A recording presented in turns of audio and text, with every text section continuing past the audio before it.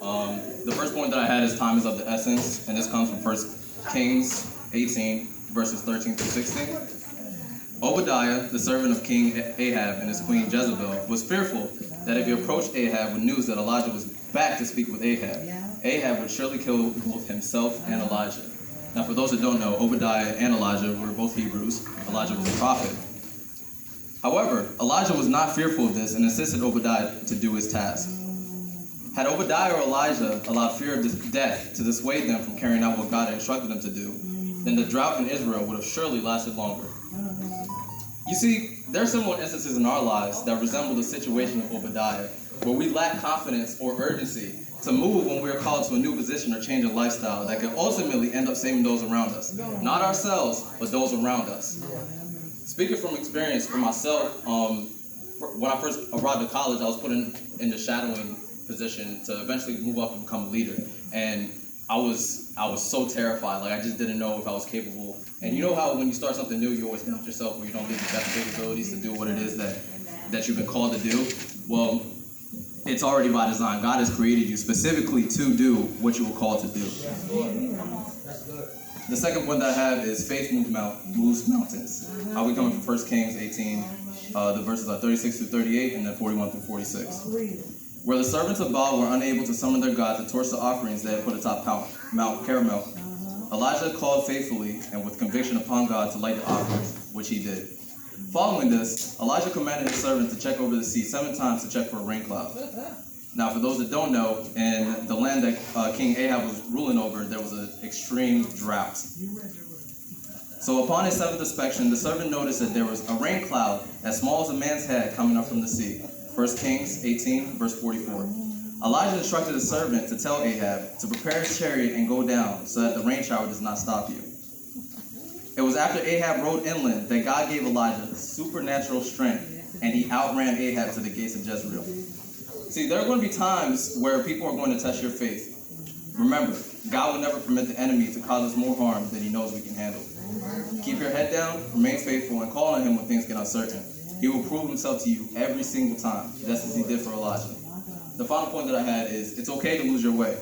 The entirety of 1 Kings 19. Upon hearing what Elijah had done atop Mount Carmel through King Ahab, Jezebel sends Elijah an ominous message that strikes fear into him. He flees Jezreel to Beersheba and then the wilderness where he slumbers under a juniper tree. Now, for me at least, this seemed a bit perplexing, given that in the previous chapter, God had did so much for Elijah and showed him just how capable he is. And yet he still lost faith.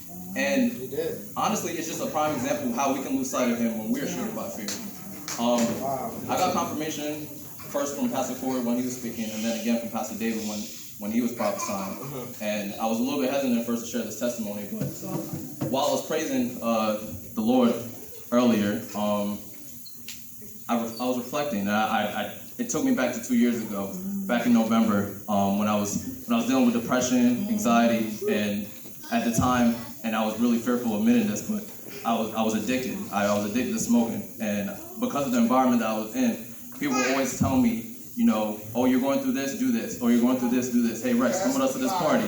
Do this, do this, do this. And I realized that I didn't have control over my situation, and because of all the things that were going on in my life with school and then stuff back home, I felt like I was just at a dead end because our home was broken.